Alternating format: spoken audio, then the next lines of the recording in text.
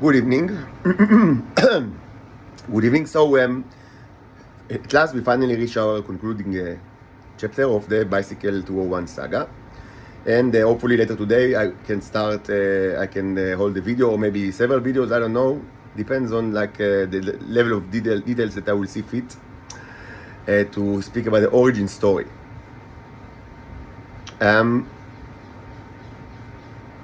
So, I would say the following. The problem that my predecessor was facing during this time, the 70s, was that he understand that these dark nights are incredibly cruel and that they must be stopped. But he also understood something that took me some time to understand, and eventually I understood that in this world it's almost never the right thing to seek revenge on specific people.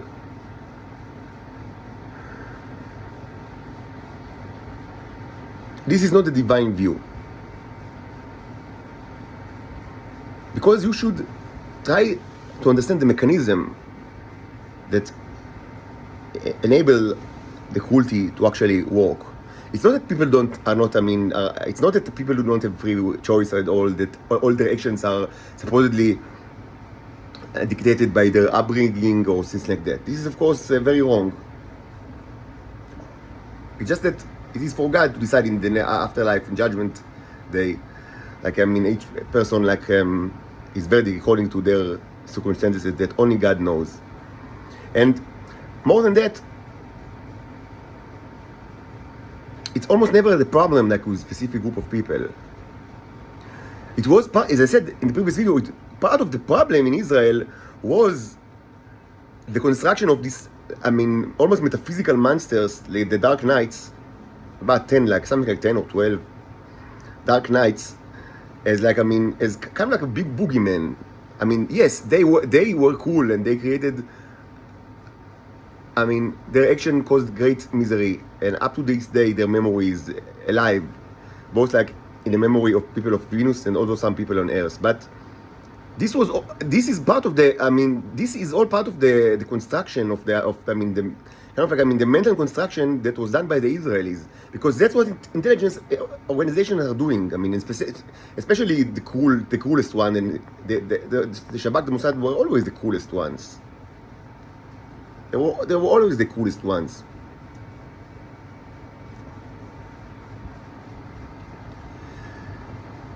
So there was almost no easy solution to the problem, and he thought about it a lot. And like me, he wasn't like a Superman that is going he's going to confront these guys, and I don't know if he ever sees maybe never saw these people, because this is not an action movie. You need to understand it. I know that it's probably by now, after so much a build up, people my listeners, my viewers, they seek kind of catharsis, some kind of pleasure that will be culminated that will be supplied by the author, using kind of climatic action scene. As far as and action scenes would actually be supplied to you. But before we jump into the action, it's very important to understand that the problem was not these group of monsters. That the legend of these monsters, or the mental image of these monsters, was part of the problem, and the problem was the Israeli society and the cruelty of the Israeli society. That is why for a long time, and I've said it in the past, he tried to using his very limited powers, and as I said, mass communication was difficult. More difficult than today, but even today it's difficult, because you see that the internet is blocked, and so even today internet. I mean, with all the internet supposedly free. I mean, social networks, and you see, like my situation. That I mean, I speak and I shout for so many years, and no one listens because partly because they don't want to listen, partly because yes, I mean, the Israelis block like all my communications, and they have ways to create like a private cloud around you, both metaphysically and like I mean in the technological aspect.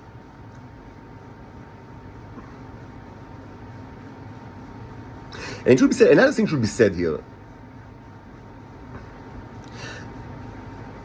I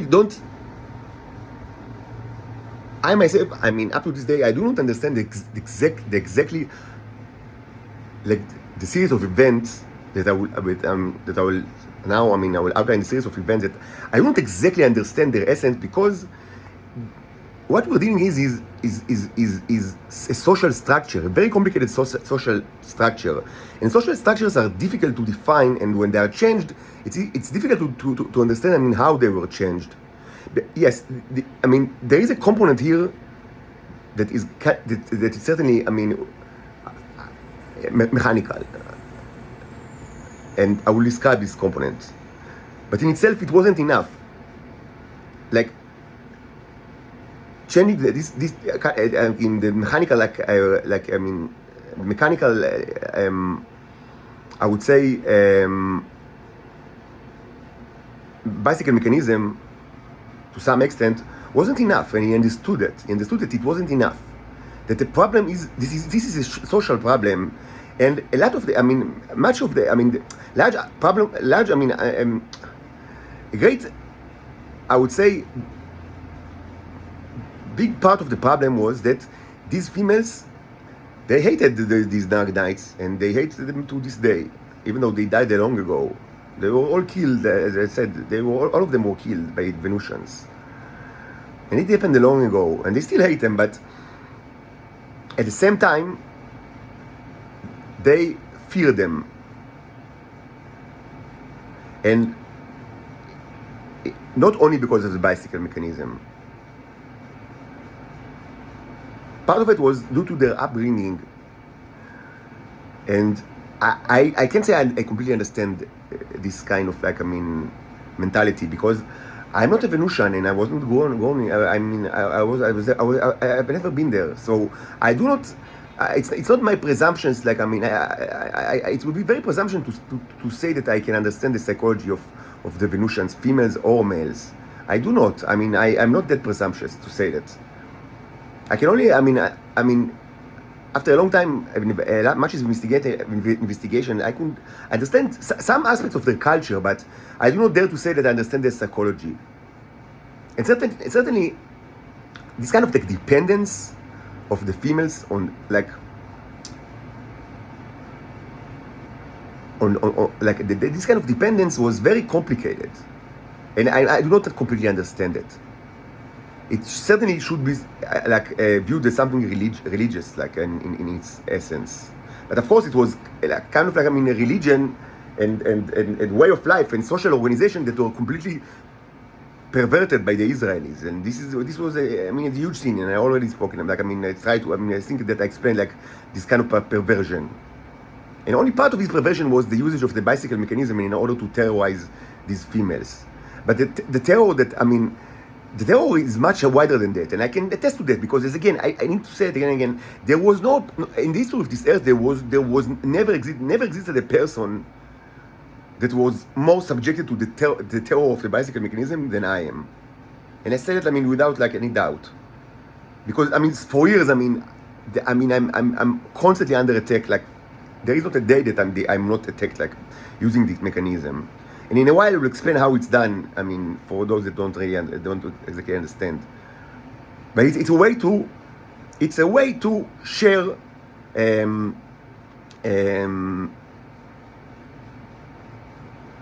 senses.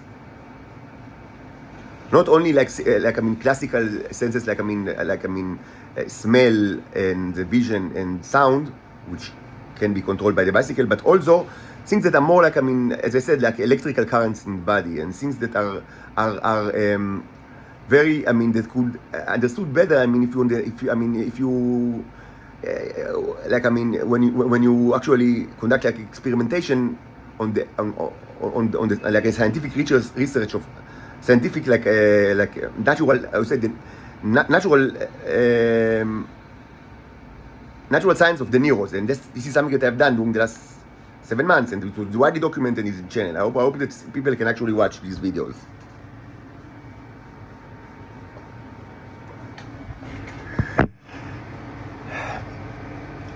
But it's not only the bicycle mechanism that allow this kind of like a terror, because you need to understand these females are incredibly powerful creatures, even if they are young, and certainly that when they are older, they become the older they are, the more powerful they become. It doesn't mean that the Israelis didn't throughout all the time didn't fancy capturing older ones, but it was much more difficult because they were part of like a social group. They weren't singles that could have been tempted or kidnapped.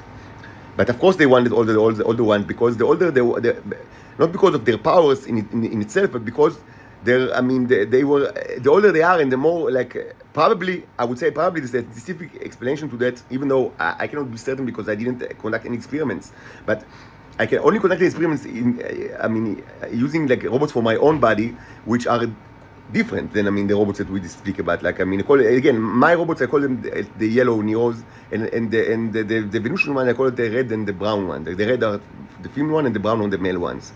And mine are much more sophisticated.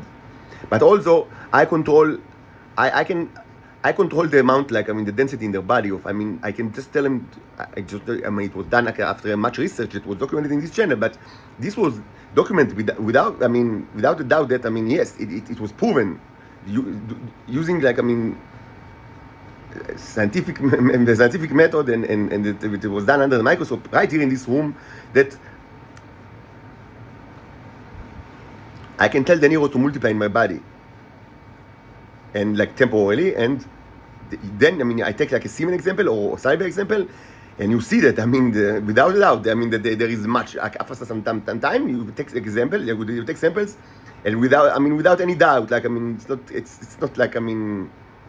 this is positively proven that they can just do it. They just multiply in my body, and this is something that certainly the evolution cannot do.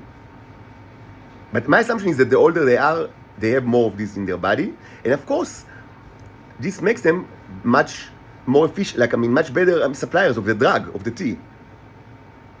So of course they were coveted by the Israelis because they wanted them for the tea, for the drug.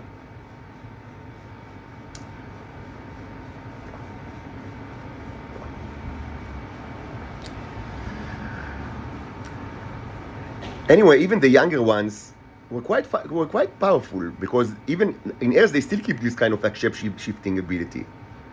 And as I said, it was used by the Israelis, for spying purposes and amazingly cool things that is not the right time to elaborate, because I spoke about it in the past.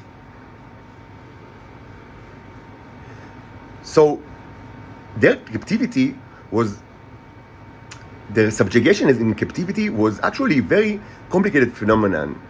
Of course, the Israelis, the way that the mythology of the Israelis, actually, it's changed. This was changed, but during, for many years, up until the 1980s, according to the thought of the Israelis, the mythology of the Israelis, they just thought of them as robots, as not humans, as very subhumans, just robots that, presumably you can murder without any ethical consequences. And they did it many times, and they ate them, the same for males and women, males and females. They didn't think of them as a consciousness, consciousness creatures. They thought of them as non-animated creatures that you could if you wanted, you could have raped. They didn't, because most of them were homosexuals and pedophiles. But this also happened in the past quite a bit, in the more distant past. To rape them, to kill them, to eat them, without any moral consequences. And this should be said was, above all, the view of the orthodoxy in Israel that was well aware of the situation. If anyone has a doubt, this is not only this was not only done by the supposedly secular intelligence and security establishments in Israel. No, from early time, this was the Orthodox communities, including the Haredim, the ultra-Orthodox, also subjugated these females. This was, I mean, all along like the Israeli society since very early on, and among the Jewish Orthodoxy, I mean, the rabbis that actually thought about, like, I mean, that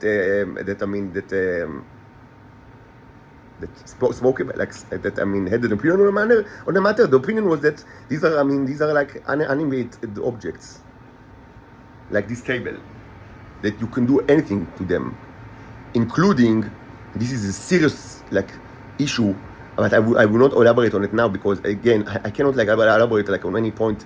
This series is getting like too long, I guess. But including, and this, I mean, this is issue that is so, just, I mean, this in itself, like, I mean, is like, I mean, a death sentence for, like, I mean, the Orthodox Judaism, and maybe to Judaism, maybe to Judaism, just to Judaism, because, as I've said many times, Judaism is not what you want it to be. Like, I mean, you can, I mean, think about like Martin Buber or Franz Rosenzweig or Gershon Scholem, all of these like luminaries, like European luminaries that I mean many, like, I mean, that are studied today, like, I mean, also like in intellectual institutions and in a very, like, I mean, you know, Madai Yadut and things like that. But this is not Judaism. Judaism is what is practiced by the Jews, and it wasn't always actually that. I mean, even like during like the time of the Israeli state, it wasn't the majority of the Jews weren't actually lived in Israel. But it's quite some time that, I mean, the Judaism is the thing that the Jews in Israel are doing. Even though I know there is a big minority like the United States, and also some kind of like a minority in Russia and a little bit in France, but when speaking about Judaism, you should confront reality. Judaism is what's going on right now. Like, I mean, not at any given moment. Like in Israel, because this is where, like, this is the main place of the Jews, and of people that identify Jews. I don't care. Like, I mean, if it's like their mother were Jew or not. I mean, this is all single. Like, I mean, this is like the blood. Like, this is perversion in itself, by the way. But I mean, I can. I mean. And it wasn't always like that. I mean, part of it, like the mythology, like the Israeli mythology, is that, I mean, Judaism is defined by the mother, and it was always like that, which is completely untrue. It was certainly not always like that. This is just a lie. It wasn't like that, like in the age of, like, I mean, in the second temple, like the age of the second temple in Judaism, where when Jews actually had, like, I mean, some kind of sovereignty on like in the land of Israel or Palestine, like, or later, like, I mean, it's kind of like a Roman province. It wasn't like that back in the day. It wasn't like that in the days of Jesus Christ. No, it wasn't like that in the days of Rabbi Akiva. This is just a lie. And it wasn't like that throughout like almost 2,000 years of various Jewish communities all around the world. That Judaism was, I mean, defined by your mother, by just being that you are a Jew if your mother is a Jew. So many people in Israel think that it was always like that, and this is like presumably a major tenet of Orthodox Judaism. This is just a lie. It's just incorrect. I mean, if you take a lie and you reiterate it enough time, everybody starts to believe it and take it like as for granted. No, it's not. It wasn't like that during. I mean, you can't really speak about Judaism before, like, I mean, before, like, I mean, Second Temple Judaism, because, I mean, Judaism was actually, I mean, many people think about like Christianity is like kind of like, I mean, the daughter of Judaism, but in reality they are sisters more than like daughter and mother, because they were both created approximately during the same time, which is like the first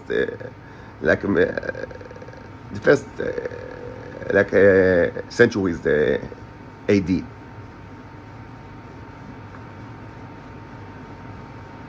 I mean, if you read the New Testament, there is a lot of criticism that a lot of, like, and there are many, like, several, like, arguments between Jesus and the Pharisees, and I mean, it might give you the impression that, I mean, Judaism was already established religion, like much like today, and like, and that Jesus was like kind of rebelled against it. But this is to some extent it's true, but it's, I mean, it was greatly amplified by events that took place much like like during the 2,000 years that following 2,000 years, because that time, actually the Pharisees was just a minority among the Jews and far from like the dominant minority. But Jesus himself was a Pharisee, and all the disciples were Pharisees, and Paulus was a Pharisee, actually kind of like a prominent one. And so I mean every like important character in the New Testament is is a Pharisee or ex-Pharisee, and almost every character that we that people know like that we have any knowledge of like today, that lived during like the last days of like the Second Temple. Almost every character that we know of and that we have any knowledge of that is Jew is a Pharisee, because in kind of like an evolution of religion, they want the evolution of religion. They want they became the dominant to the fact that you can now think that was always the case, or that was the case during Jesus' time, but it's not true at all. They were a minority, and like these arguments that are extremely important, they became much more important. Like the arguments inside, like the New Testament, they became important because, in retrospect, Jews like all over the world, they kept like acting like the Pharisees. Like not only that the Pharisees, the Prushim, that they become like de facto the only type of Judaism, but the same state of mind. Specific state of mind that Jesus was, stood against, became so prominent, even more than ever after the fact. Doing it, and up to these days, actually, it sounds like an anachronism, but that's the way it is. And actually, the anachronism is to think that it was like that 2,000, that Judaism was like the 2,000 years ago, because only a minority that it was just a minority among Jews, the Pharisees. That it's just that every like major character like from this time that we know of, like in the history of the Jews, and also all the important Christian characters, like from the time, they were all Pharisees. So it gives you like a wrong impression of the situation. But the real situation is that the Judaism and Christianity actually were they were developed together, because we don't really have like a very good knowledge of to speak about like the Old Testament as like historical description of Jews is anachronism. Not that I say that the Bible is not, the Old Testament does not portray true events. It does sometimes like in a metaphorical way, but certainly it does. But it's total anachronism just to think of these people, the people of the Old Testament, as Jews in the same way that it's right now, because Judaism was developed during these times, like approximately during the time of Jesus.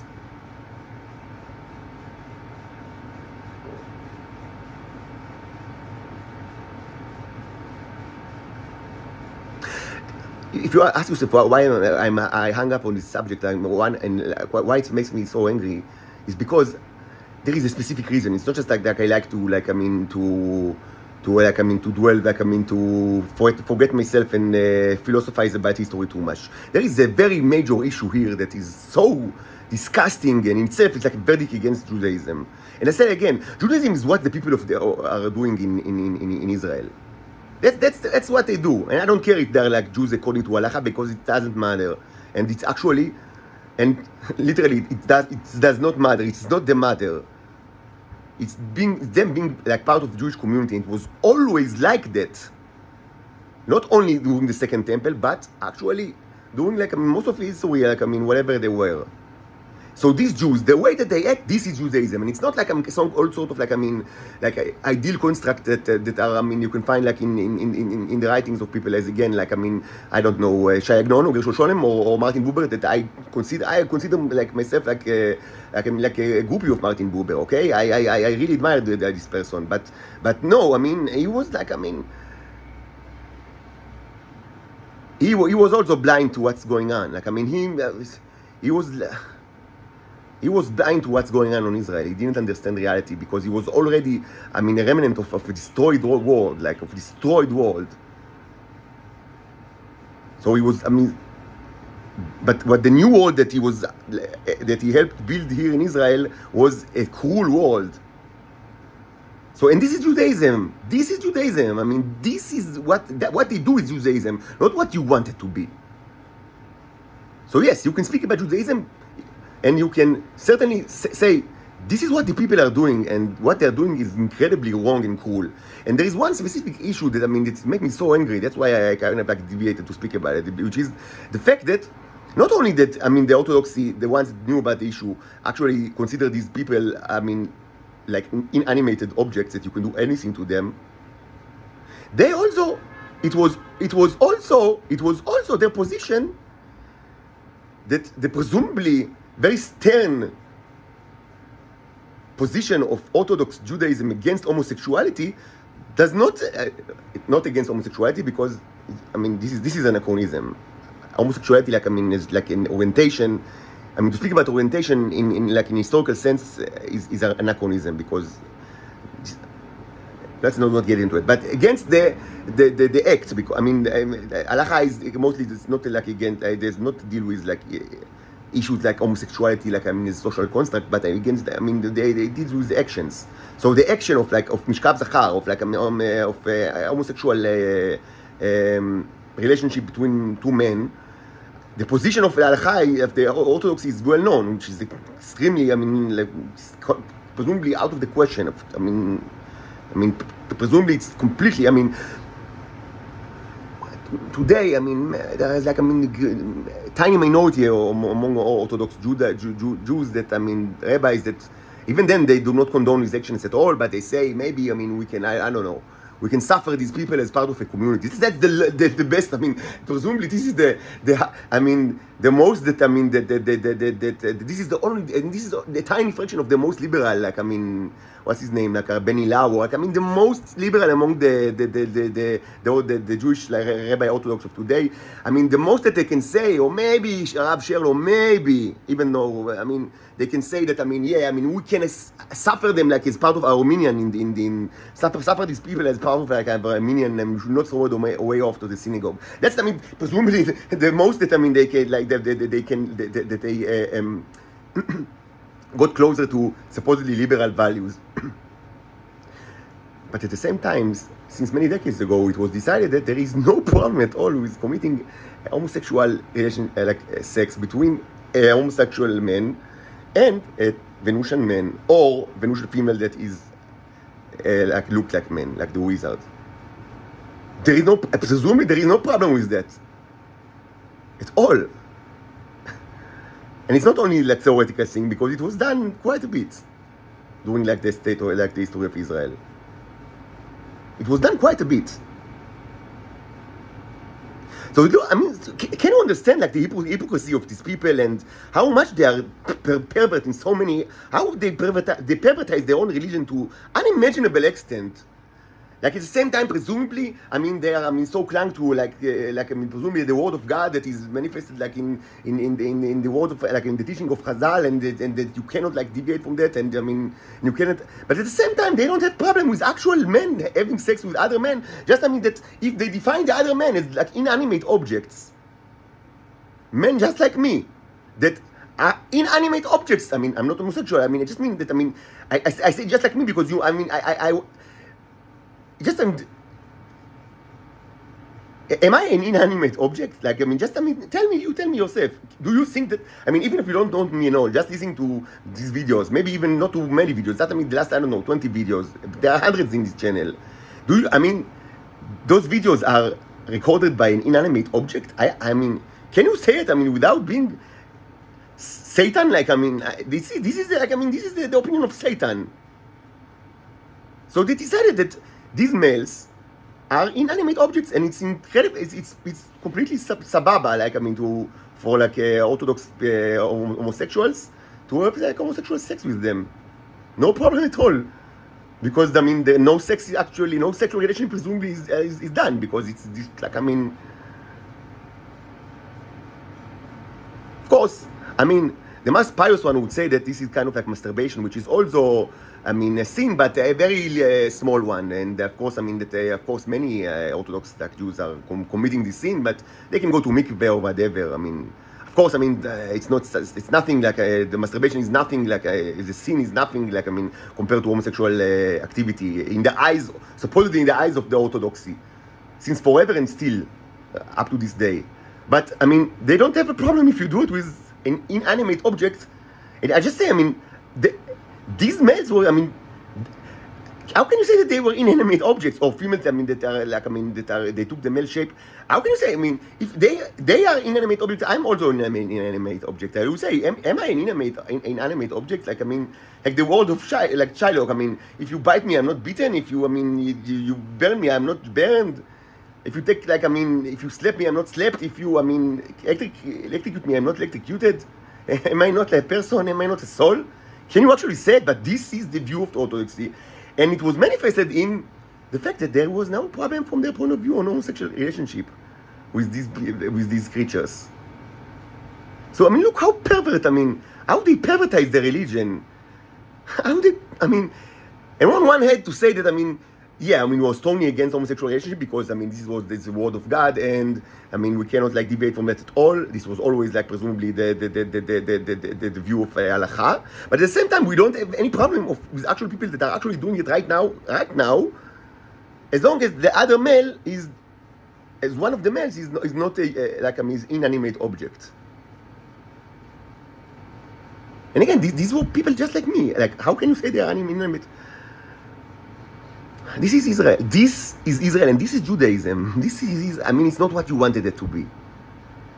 You need to forget your dreams about, like, I mean, it's also like ideal construct of Judaism. This is Judaism, not something else. This is Judaism. This is Judaism. What can you do about it?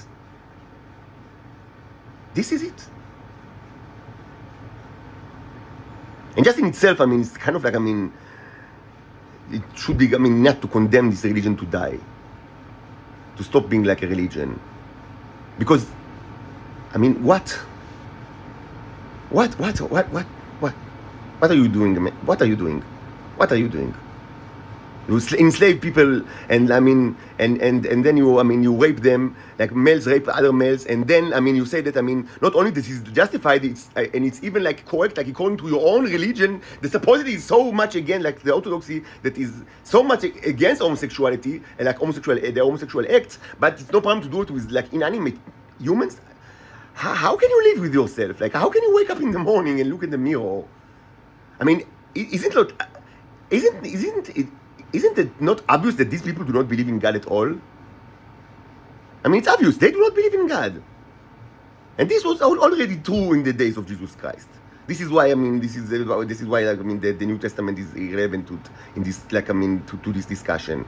Because this was already the problem back then. They didn't believe in God, and they don't believe in God today. They just don't believe in God. They managed to create a huge, like, religion with so many rules without believing in God. And, like, I mean, they just, I mean, threw God out of the window, but stayed with all the other, like, I mean, tenets of the religion. But how can you do it? Like, I mean, and of course, I mean, what kind of religion will be, like, created by eliminating God from the equation? What kind of religion can be, like, I mean, בראשית ברא אלוהים את השמיים ואת הארץ. So what? I mean, who created the world? I mean, don't you want to, like, aren't you, like, I mean, interested in this question? Like, I mean, you don't care about who created the world? So, I mean, maybe, I mean, start with your most sacred text, and, like, in the first chapter, in the first verse, בראשית ברא אלוהים. So, there is no God. And if there is a God, how can you do it? How can you say that the word of God is that, I mean, God supposedly is so much against the homosexual act, but at the same time he doesn't, is like cool with you, like raping, like by in homosexual, in raping and by, I mean, homosexual act, like other, like humans? What kind of a God do you believe? Like, who is this God that ברא אלוהים את השמיים ואת הארץ? Who created the heaven and the earth? What kind of a creature is it? What kind of an entity? What kind of an entity presumably created the heaven and the earth that, I mean, is it's that's how like they view reality. That they're so much against like the homosexual act, but they are cool with like raping in a homosexual way other like creatures that are supposedly inanimate, even though they're manifestly just like you. What kind of a God do you believe in? Who is your God? Who created the heaven? Who is this guy that בראשית ברא אלוהים את השמיים ואת הארץ? Who is this Elohim? Who is it? He has no he's completely transcendental without any characteristic. You cannot say anything about him. But this is not manifestly true in the Bible. The Bible says things about God. Like you can say things about God, and first of all, that he's good. So what kind of a good God will actually, like being on your side?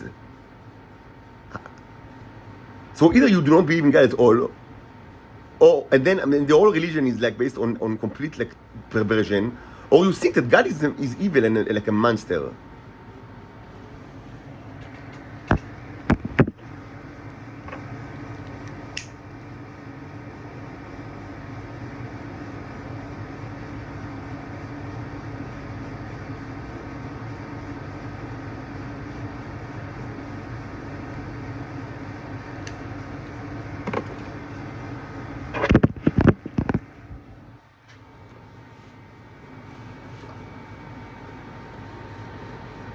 All of this discussion is relevant.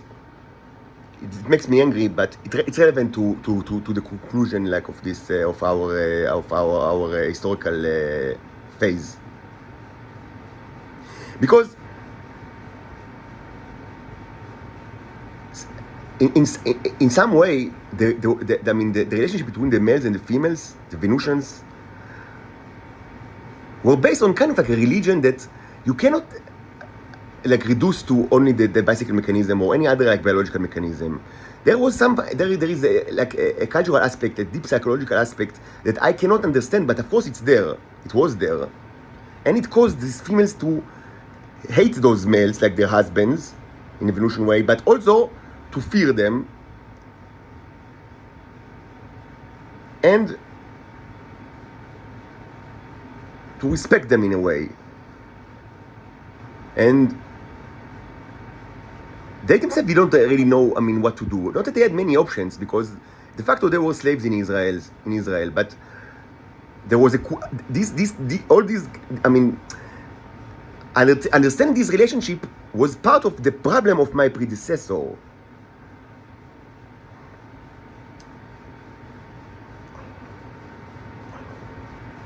Again, these women potentially they have great power, but you couldn't just tell them like okay, forget everything you know, just do whatever you want. You cannot tell them. You cannot just say it. Because they are part of a social construct that is perverted, because it has like aspects that are Israeli and belong to the Israeli society in Earth, but they are also greatly influenced by the social construct in Venus, and only part of it is based on the bicycle mechanism, and a large part is kind of like a religion. As many people like in Judaism say that not only Judaism, many people say that there is no that Halakha is in minhag, and other people say that religion is minhag. Minhag means like tradition, I would say that there is no quality difference between supposedly an abstract law and between tradition, and this is just the same. This is kind of a view within Judaism, and also among scholars that without any relation to Judaism, that the religion is minhag. Actually, it should be said that this kind of thought is you can also already find it in the Bible, in the word dat. What is that? What does it mean, that? Probably came from Persian, if I'm not mistaken, but you can find it in the scroll of Esther. ודתי המלך אינם עושים. Meaning, the Jews, they do not comply with the religion of the king.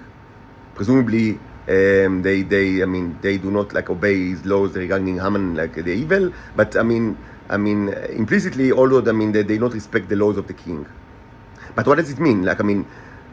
Of course, I mean the Persian king. I knew that. That they have different religion than his own religion, which was something like kind of Zoroastrianism, something like that. Ancient Zoroastrianism, something like that. Because he knew that, and he didn't have a problem with that. The Persian kings of the time were famous for the religion, what we now consider it's like religion liberalism. Of course, the Persian, his father or grandfather of of this king, from Book of Esther, he was actually, he famously, this is also in the Bible, famously in Babylon, also famously, like a great, blessing of to reconstruct the temple, and it was not actually all this is historical truth, and not only in Israel, he actually built other temples as well, in the vast areas that was under his rule, like this Persian king, Cyrus. So they were this kind of heritage of Persian king were known for the religion, for the religion openness. So what does it mean that they do not comply with the religion of the king? It means that they just don't comply with the minhag. That of the traditions that were supported by the king, including to obey. The only issue with Haman. Why do I say that? I know this sounds abstract, but these issues are part of the subjugations of the Titans in Israel. You need to take it into account to understand what's going on and what was going on during the 50s, the 60s, and the 70s. You cannot decipher reality by just thinking about these creatures, the Neros. Okay, you cannot. It's more complicated than that. It's not just little robots that dictate their way. It's you cannot reduce human behavior or human thought to any subset of atomic particles in their body. It's just the same. It's not. It's something else, and it's not an imagined property. There is a thing called culture and tradition and religion, and this is true in Earth and also in Venus. So these females, they hated this guy, the knight, but they were subject to the terror of the bicycle, but they were also, they were dependent on them, in some way, in kind of a traditional way or religious way.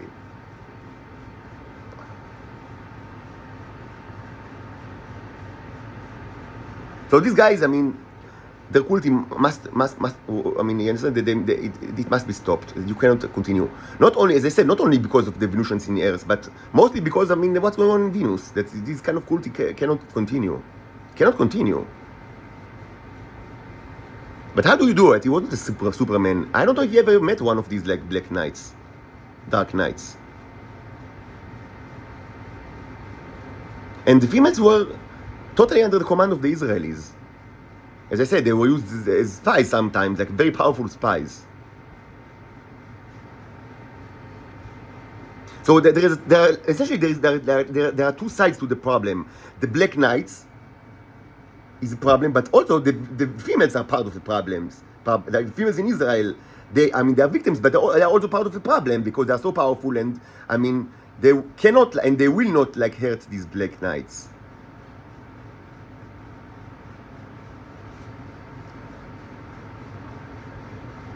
Actually, this guy, my predecessor, as many Israelis, he served in there.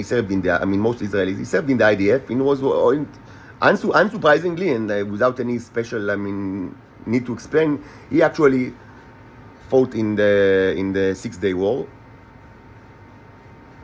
That was true to many, Israel. It's not something special. And the 6-Day War, there are let me speak about two historical issues that are related to the 6-Day War, the 67 war, conflict between the Israelis and the Arab states. There are two historical issues that this guy, the predecessor, he was aware of these issues, and it was kind of it reflected in some way the problem. First, so let me speak about the Six-Day Wars for a minute. This was an incredibly important event in the history of Israel. Incredibly important, and I mean, I will not elaborate on the consequences of this war because there are huge consequences that are up until this day. And of course, most of all, I mean, the annexation of the Palestinian territories and creating like a second-class citizen of the Palestinians. It is true to this day. Not that the problem with the Palestinians was new. I mean, it's not that it wasn't created during '67, but starting 67, it was from 67. It's formally like, I mean, Israel is formally apartheid state. Like, I mean, with like the class of the citizens that originated inside like the what you call the Green Line, and the other people that were born outside. I mean, because like for like settlers, even if they are born like, I mean, even if they are outside, I mean, they're still like, of course, part of like the ruling class. So it created two classes, and this is true to this day. But there's two things that should be said about this war. This war famously started with a very famous military operation, incredibly famous, perhaps probably the most like famous among Israelis, the most famous military operation like in the history of Israel. Even though the history is full of like military operations, like there are so many of them, and they keep going. I mean, and the list keeps like getting larger. Like, I mean, it's not like the list never ends. So, but this operation was the destruction of the Egyptian Air Force by the Israeli Air Force. It was done during like the first hour or so of the war. It was a very short one, as reflected by its name. Actually, it lasted 6 days, and it was decided in the first hour. Actually, it was like 7 a.m. or 8 a.m. and in the surprise attack, I mean, the Israeli Air Force, I mean, destroyed almost the entirety of the Egyptian both fighters and also bombers. They had actually quite, I mean, they had not only fighters, they had like actually pretty, I mean, advanced bombers that they got from the Soviets. And during this time, I mean, the Israeli military was not supported by the Americans like it was later and up to this day. Actually, this attack was based on French fighters, like pilots. I mean, airplanes, fighter airplanes. They didn't have that sophisticated air force, but they had the initiative.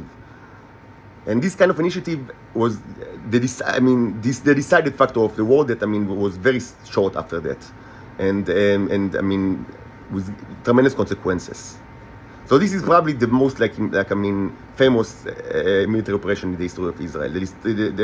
The annihilation of the Egyptian airplanes, like fighters and bombers, and also part of their airways, like the airfield. It was done on the ground.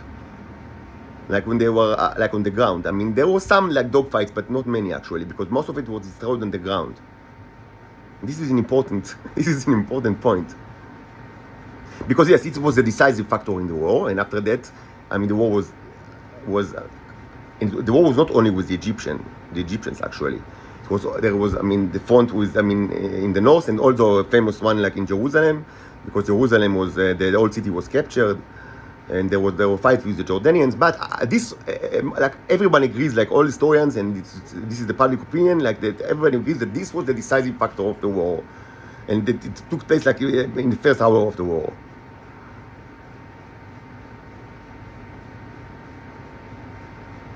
But there is something that most people in Israel are not aware of, like and I mean, they don't even know about it, like, and they certainly do not like think about it too much when they nostalgically think about the 6 Day Wars and like how heroic were supposedly the Israeli forces.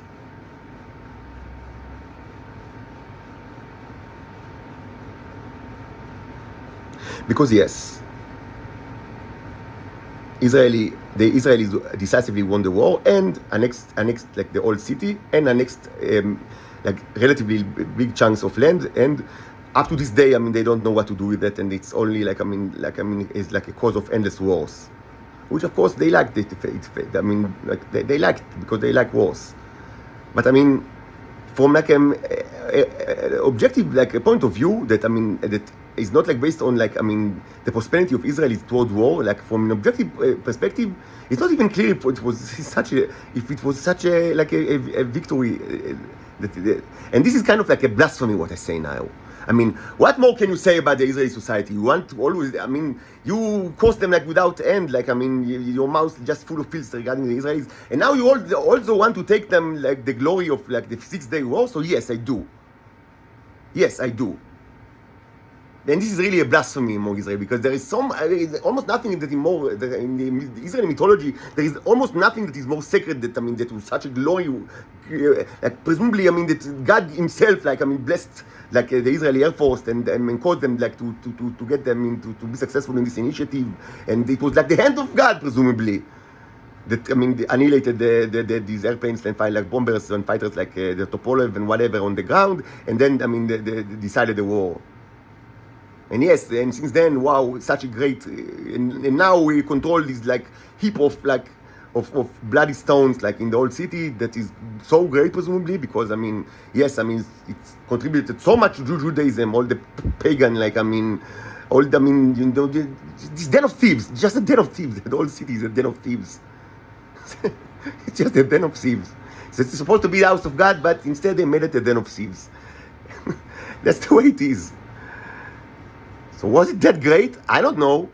And was, I mean, the annexation of the Palestinian land, I mean, so great? No, it wasn't. But there is another aspect of this. Because, and this is something that many Israelis do not know. Do you know how much time it took the Egyptians to recuperate from, and also to the Syrians? But the Egyptians are the strongest enemies. Do you know how much time do you think it took them to recuperate? Like to get back to the, I mean, to replenish like their Air Force.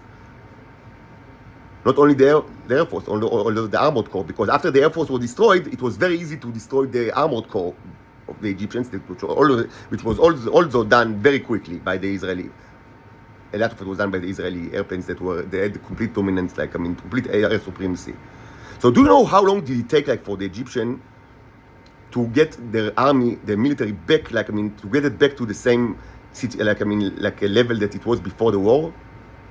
You will be amazed. Less than a year, both for the Air Force and for the Armored Corps. Do you know why? Because it mostly required a phone call. Just a phone call to Brezhnev. It was Brezhnev at the time? Yes. No. Khrushchev? Anyway, to the supreme leader of the Soviet party. This was, and they just sent them, they just sent them, like, I mean, after a couple of months, they just sent them everything, like, they lost, they just sent them, they just sent them all of this, like, again, like in another shipment, because this was like a huge victory from the Israeli perspective, which was tiny, it was always tiny. This is a tiny piece of land with a lot of ego, but from the perspective of the Cold War, it was nothing. The Soviets had so many like armored, like so many tanks and so many airplanes, so they just sent them everything back. In less than a year, they had everything that they lost, they had it back. And it's not a problem to build the runways. This is just, I mean, concrete piece of like, just pieces of concrete. So it's just like a second to rebuild it. And they got all the tanks and all the Tupolev, the bombers and all the fighters. They just got it back from the Soviet Union.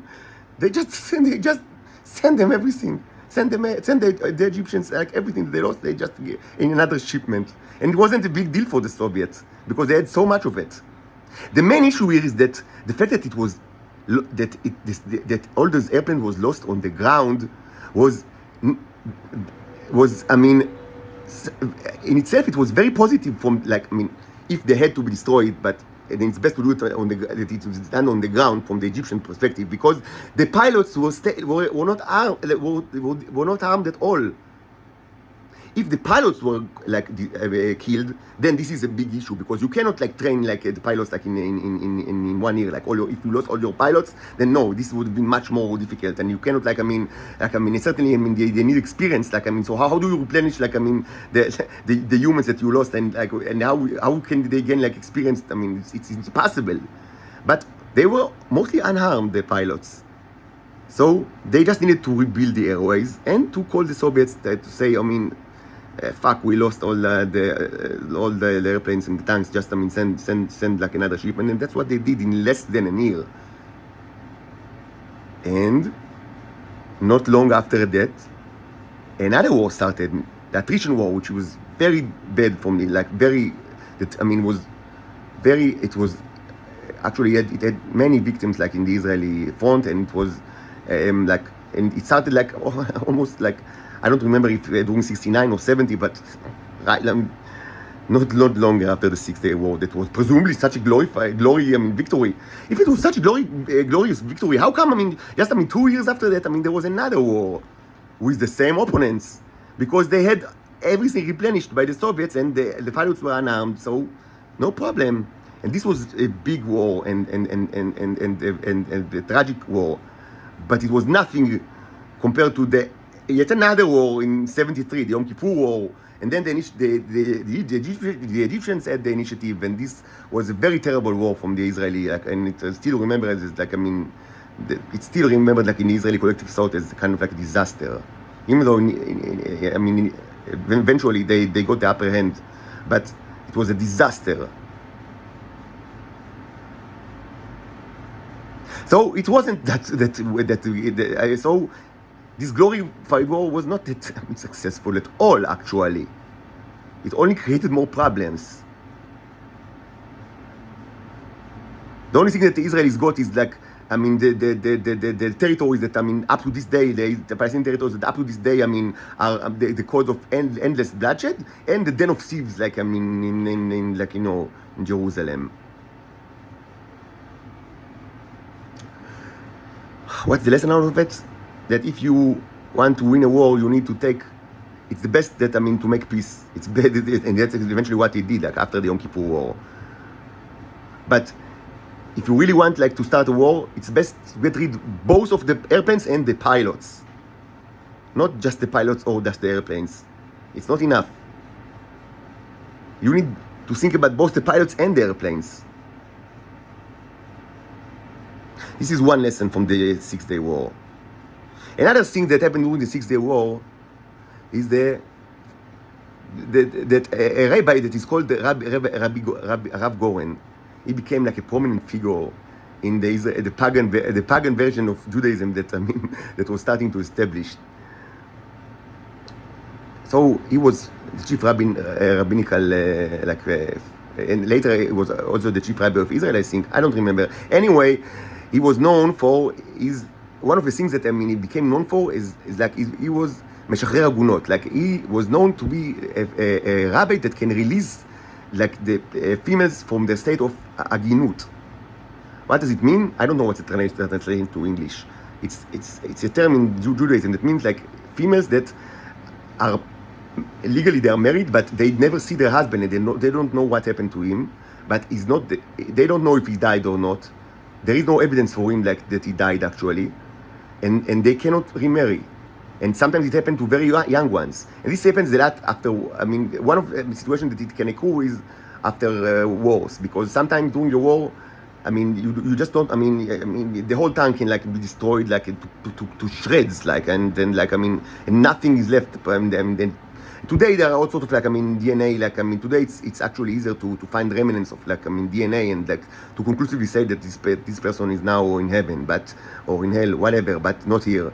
But before, advanced DNA forensics, this was actually an issue, because many times, soldiers were like just blew to pieces, like to shreds, and there was no evidence that actually, they didn't. The missing in action status is known. This is an issue. There are still many MIA, from like Vietnam, like American MIAs from Vietnam, like people that I mean almost certainly like 100, almost 100% like died in the Vietnam wars, but there is no conclusive evidence for that. And maybe they're like Rambo, they're still there. I don't know what they do there, like in the Vietnam.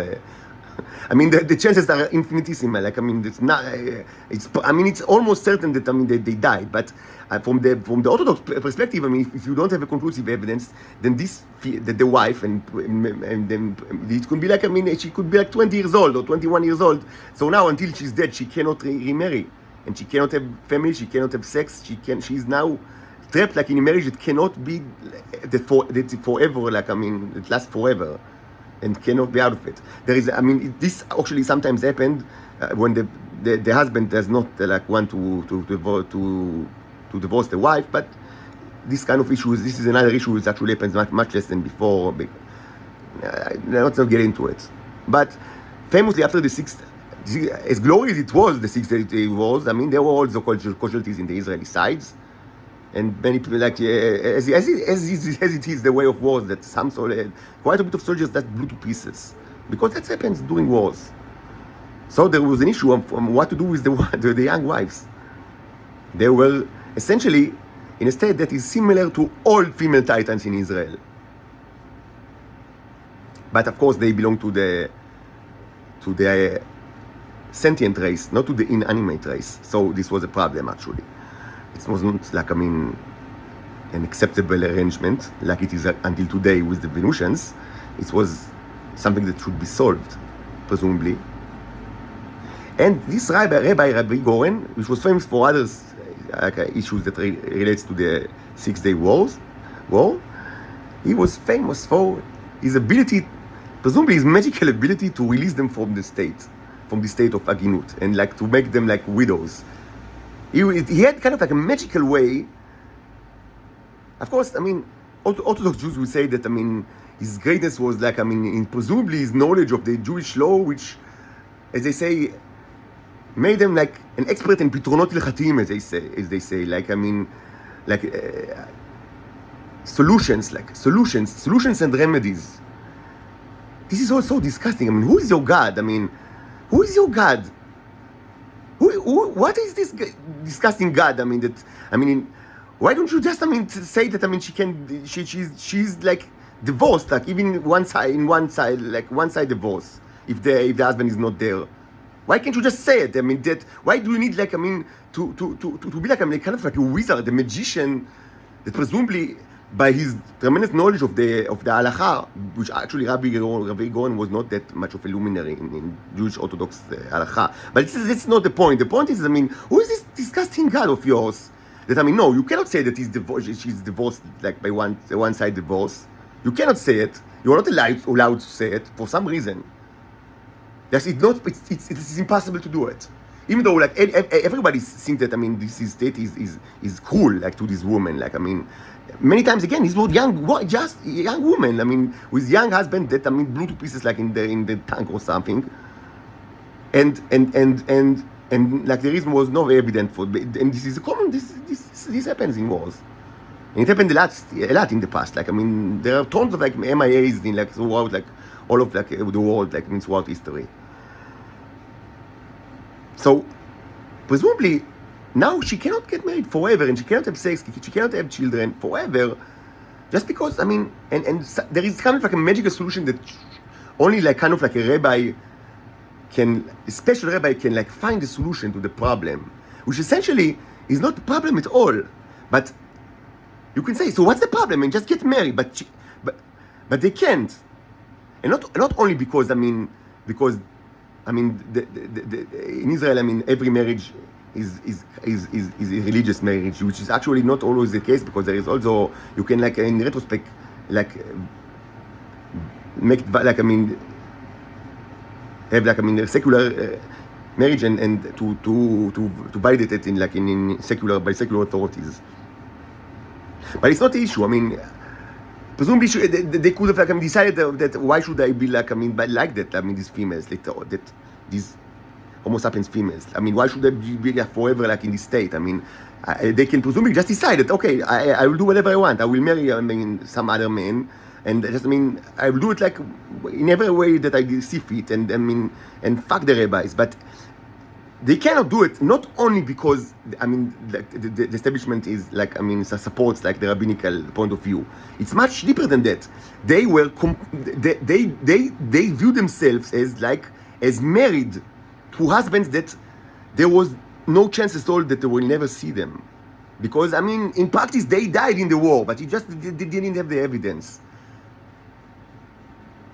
And it's impossible, that these husbands actually were, I don't know, they fled to another country, like something that happened in past wars, because this is impossible in Israel, because all because it wasn't an issue in Israel, because why should they that they flee from battle to an Arab state that is an enemy to Israel? It's not like this kind of things happened in other countries, but not in Israel. So they were dead. In practice they were dead, and everybody knew that they are dead. But these females found themselves in a situation that, in order to get married and to have any kind of intimate relationship and children, they were trapped. Some of them stayed trapped for until they died. But many of them found themselves in a situation that, not only because of the establishment, but because of their own inner impulse or inner understanding of reality, they were still married. And in order to stop being married, they required the authority of a rabbi that is essentially kind of like a wizard or sorcerer, because he's not really it's not that that he really that luminary in the Orthodox, and he was never really held like an Orthodox authority by really important rabbis. This is just reality. So this wasn't he was just famous. He was a celebrity rabbi. He was a sorcerer, a celebrity sorcerer. Famously, blew the shofar in front of the Kotel and took the first, Sefer Torah, to this den of thieves, and all sorts of pagan rituals that were already ridiculous in the time of Jesus Christ. But he did it as well, and this was famously captured by the military photographers, and up to this day, these are one of the most famous photographs in the history of Israel. All these these pagan rituals that were done by the sorcerer during the 6 Day Wars, in this disgusting den of thieves that is called Jerusalem. So they needed his approval, the high sorcerer approval, the Magi, the Archmagi approval, in order for them to do the most natural thing, which is to just, after some time of grief, to enter another relationship. They were young. Why shouldn't they do it? Why? Then just enter another relationship. But it was impossible without this approval of this sorcerer. And it wasn't his expertise. That he was kind of like a sorcerer that had the ability to say, yes, young lady, I now proclaim you a widow, when everybody knew that she was a widow, but he needed to say it. And he famously said it. And he was known from this day as the famous releaser of agunot.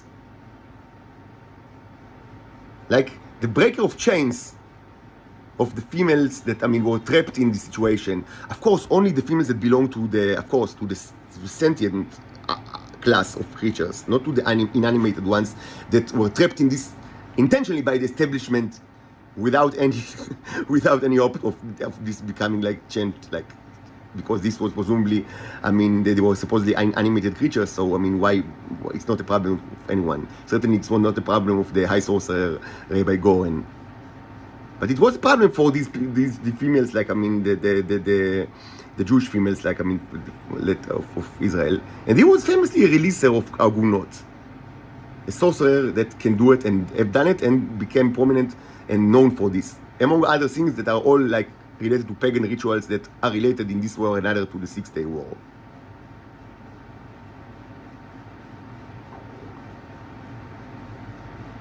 So our protagonist, being of course an Israeli, and of course also fought in the as many others, it wasn't something special, and of course he had the knowledge he had some kind of knowledge of Judaism, and which is also not that special. It's characteristic of people that Israeli people. So I understand that these two things. First, that there is an issue that the situation requires a sorcerer to release this agunot, of the lower class, of the inanimate class, that no one cares about them at all in Israel. And also, there is like a military problem of how do you deal with both the pilots and the airplanes at the same time, because you cannot just, eliminate the airplanes if you don't think about the pilots as well.